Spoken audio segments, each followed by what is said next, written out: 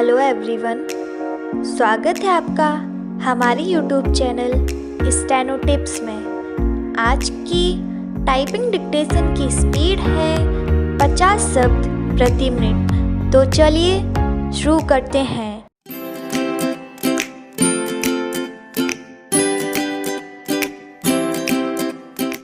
Dictation शुरू होगी 5 second बाद। 5, 4, 3, 2, 1. स्टार्ट। श्रीमान, मैं आपको बताऊंगा कि खेती में सुधार के बारे में हमारे कुछ लोगों का क्या विचार है। हमने विभिन्न दृष्टिकोणों से अलग अलग विचार किया है। विशेष रूप से सबसे ऊंची सीमा बांधने तथा सहकार के प्रश्न पर, किंतु हम अनुभव करने लग गए हैं कि दोनों का आपस में गहरा संबंध है। अगर हमारे देश में बड़े बड़े फार्म होते तो यह कल्पना की जा सकती है, भले ही आप इससे सहमत ना हो, कि उनका कार्य संचालन दक्षता से होता और उत्पादन भी बहुत बढ़ सकता और साथ ही साथ आधुनिक तौर तरीकों का विस्तार हो सकता।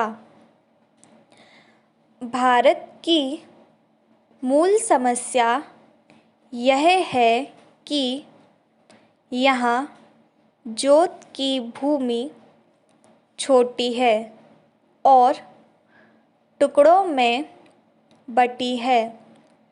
साधारण तौर पर मैं कहूँ कि यह 1, 2 या 3 एकड़ है। इतनी छोटी जोत की भूमियों से हमारे किसान केवल अपना काम भर चला सकते हैं, लेकिन आधुनिक तौर तरीकों को अपनाने में बहुत कम प्रगति करेंगे।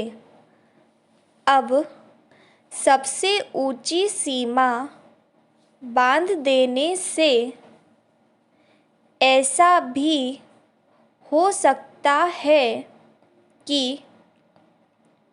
कुछ जो बड़े फार्म हैं उनमें काट छांट हो, जो कि प्रयोजन भी है।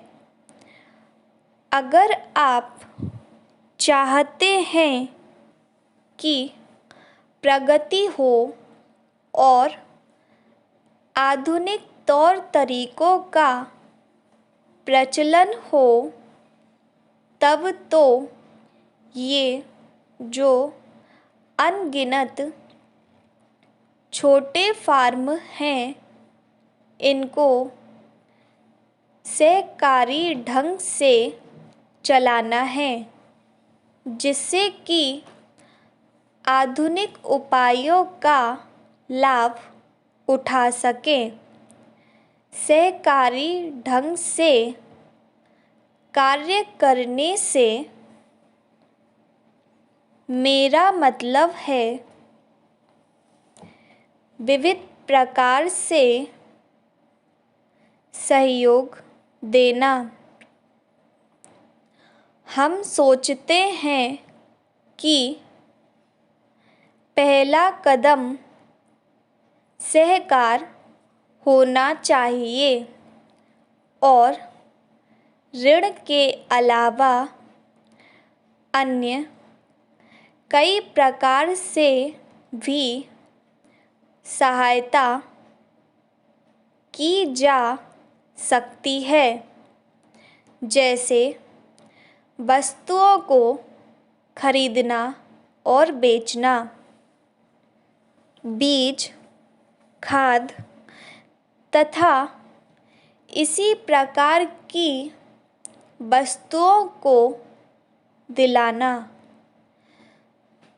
दूसरा कदम है धीरे धीरे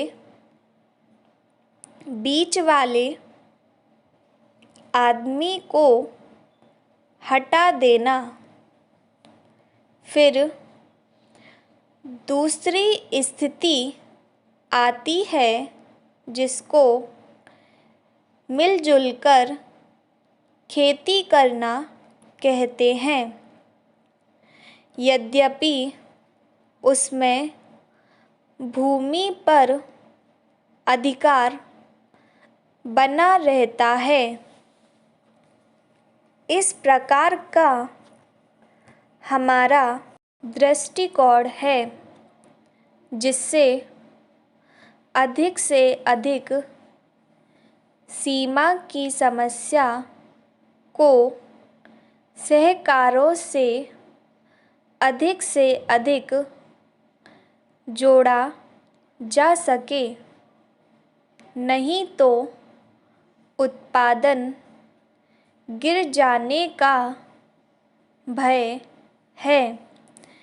एक जटिल समस्या है जिस पर मनन हो रहा है।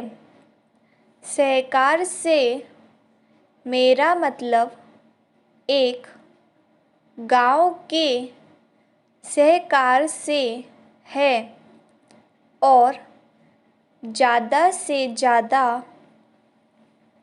2-3 गांव का सहकार भी हो सकता है, यदि वे निकट से संबंधित हैं।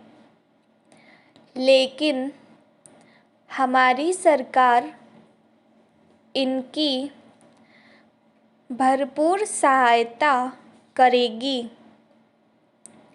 वर्तमान वित्त अधिनियम सदन के सामने प्रस्तुत है। इस बिल पर मुझे बोलने के लिए आपने समय दिया, इसके लिए मैं आपका आभारी हूँ। इस बिल का एक विशेष महत्व इसलिए भी है कि यह संकट काल में पेश हुआ है। चीन ने हमारे देश पर हमला किया, देश पर संकट आया, राष्ट्र को चुनौती मिली और इस चुनौती को हम सब ने स्वीकार किया, जिसके लिए पैसे की आवश्यकता हुई। इसको वित्त मंत्री ने बड़ी कुशलता से देश के अंदर और देश के बाहर से जुटाया। इस बिल का महत्व इसलिए भी है कि हमारी पंचवर्षीय योजना के मध्य में ही यह बिल आया है। देश में बड़ी बड़ी योजनाएं अभी अधूरी हैं, जिनका पूरा होना देश के लिए बड़ा आवश्यक है। स्टॉप। दोस्तों, डिक्टेशन की प्रैक्टिस लगातार करते रहिए।